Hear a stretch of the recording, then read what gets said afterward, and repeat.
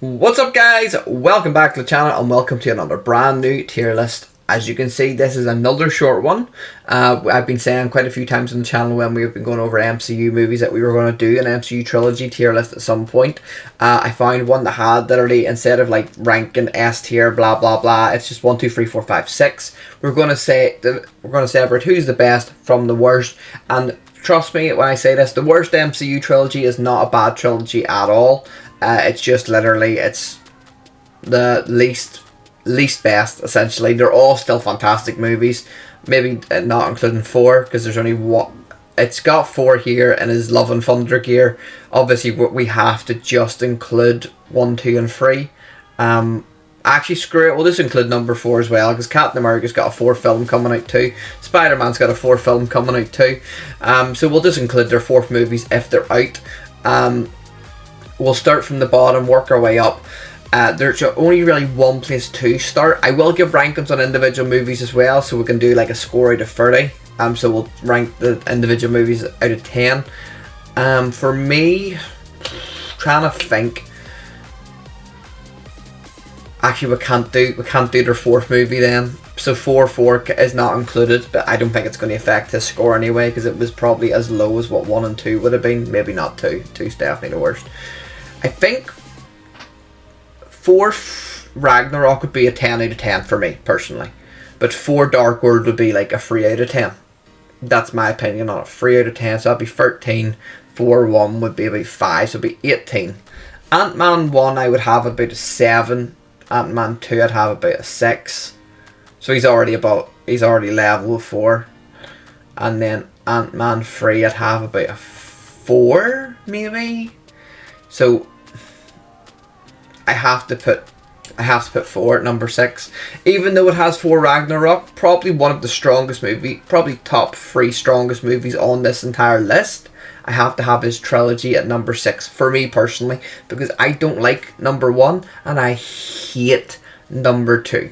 So if we're ranking trilogies, it's only fair that you're only as strong as your weakest movie, and 4 has the weakest movie here with Dark World. Might have one of the strongest, but he has definitely the weakest. I've said in multiple tier lists that 4 The Dark World is the worst MCU movie ever made. So I have to be fair, I have to be objective, and I think I have been. Iron Man 1 I would have as a 10 out of 10 movie. Iron Man 2 would be a 4 for me. I don't like Iron Man 2.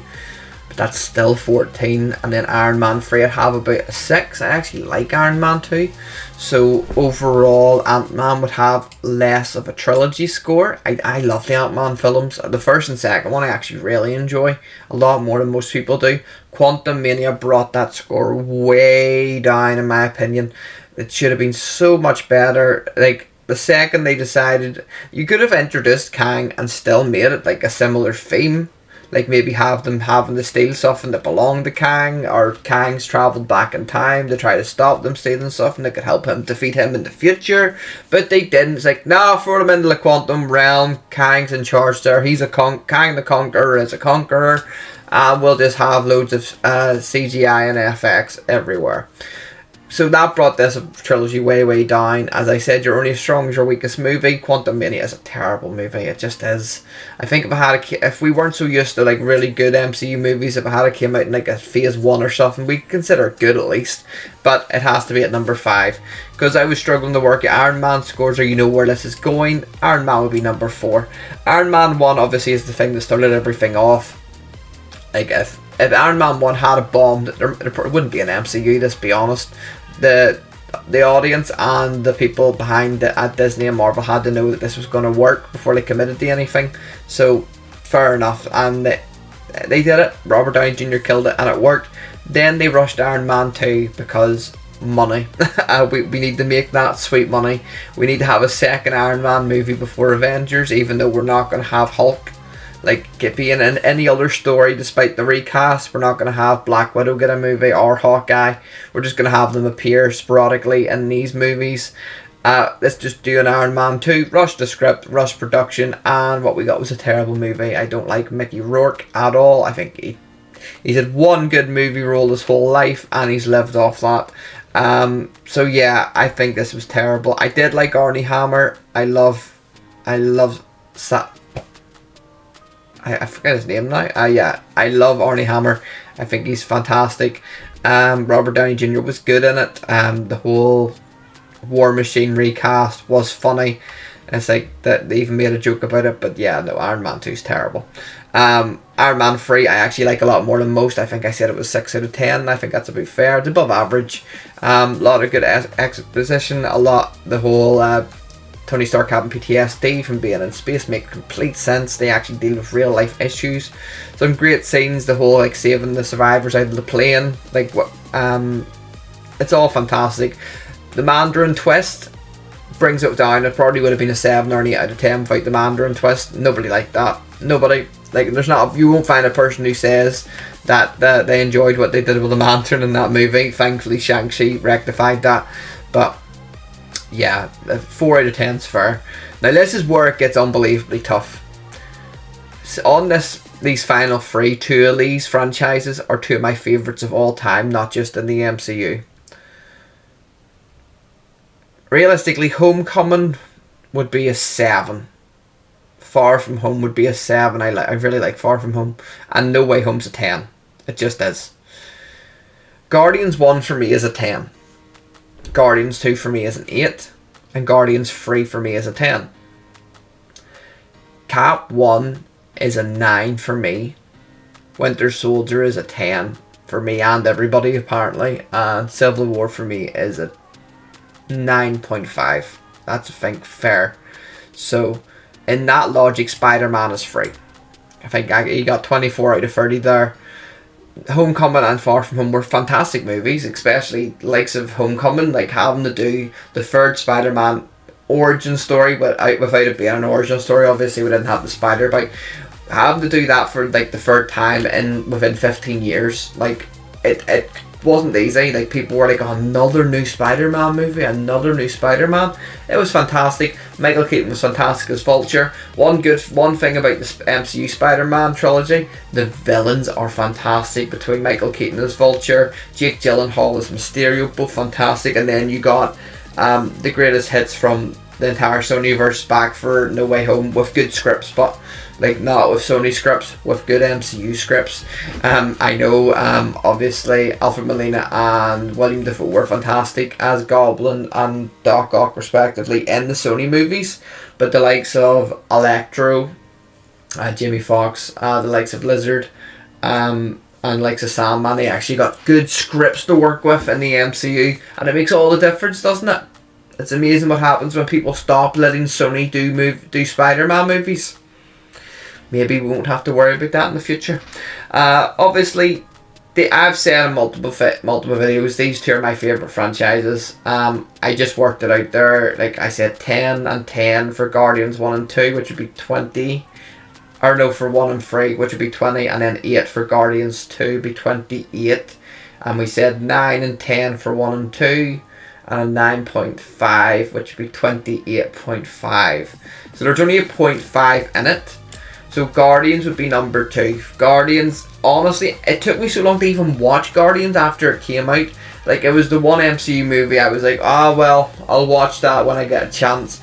I wasn't really that interested. It really did show that it was a movie made about a very, not an unknown group of Marvel heroes, but there was bigger Marvel heroes to make movies about. It was a big risk.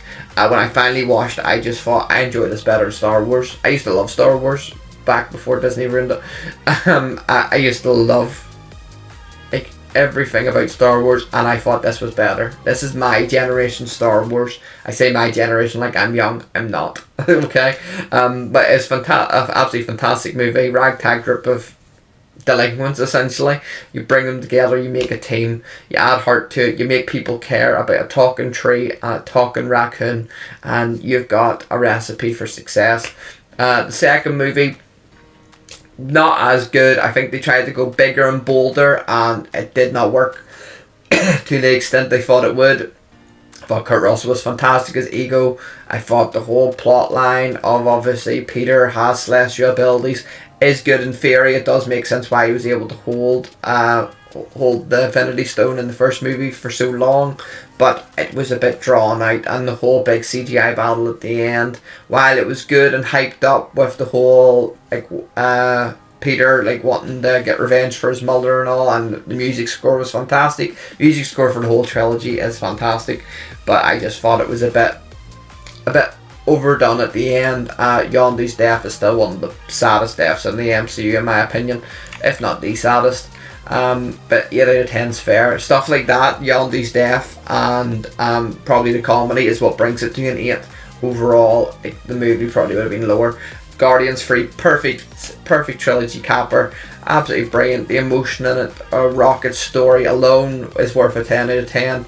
You get so much character development for everybody. I liked it that they didn't just go with like the obvious plot line that Peter and Gamora would end up back together. I loved that they didn't, to be honest, and I loved that they left a little open at the end with the push credit scene that we could see a new form of the Guardians, especially with Adam Warlock, because I think he was criminally underused.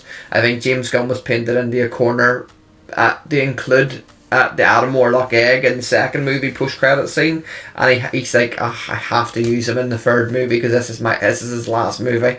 I would love to see James Gunn come back to do a Guardians movie if and when he gets fired by Warner Brothers, which I do think will happen. I don't think the new DCU will do well at all. Even if Superman does well next year, I don't think that means the DCU is going to do well, because of course people are going to see Superman. It's Superman. It's when you start doing movies about the other people like Swamp Thing and all, that's when you're not going to make any money. So yeah, 2 out of 10 are two on the ranking list, and that obviously leaves only one man, my GOAT, my favourite MCU character, my favourite MCU Avenger, Captain America, Steve Rogers, Chris Evans himself. His movies have always been my favourites for sure. Winter Soldier is my favourite MCU movie. I have made no secret of that in any tier list I have done. I think it's amazing. It's on a lot of other people's like number one as well on their lists, so that tells you everything you need to know. A lot of the time when people say about their MCU tier lists or their favourite MCU movie, there is a little bit of variation. Some people will say No Way Home, some people will say Guardians, some people will say, actually a lot of people will say Winter Soldier. Winter Soldier is probably the one at the top of most people's.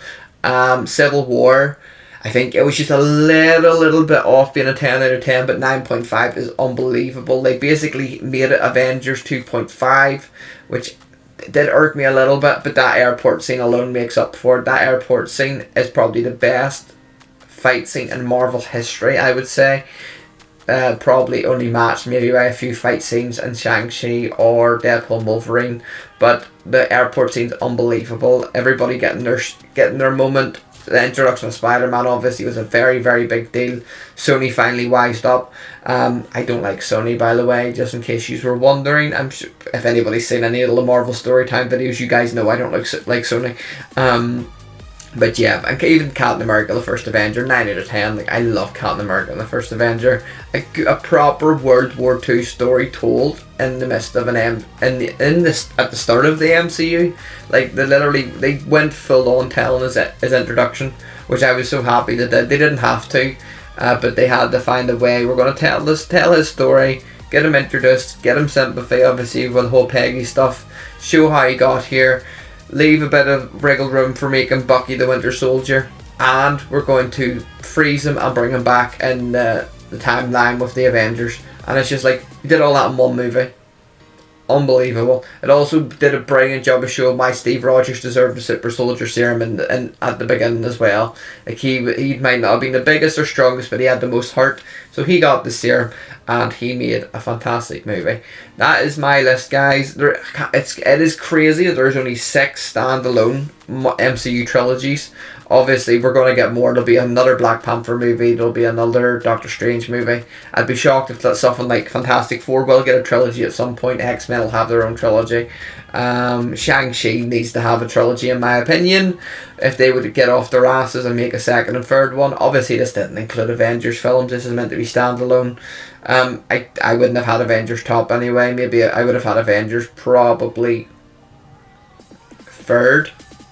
Yeah, third, because I wouldn't be able to include Endgame by the logic of the list. So Yeah, I probably would have had third and then Spider-Man fourth. That's my list, guys. Let me know in the comments down below what your 1 to 6 would be. Make sure to like, comment and subscribe. That'd be fantastic. I'd really appreciate it. And I shall see you on the next one.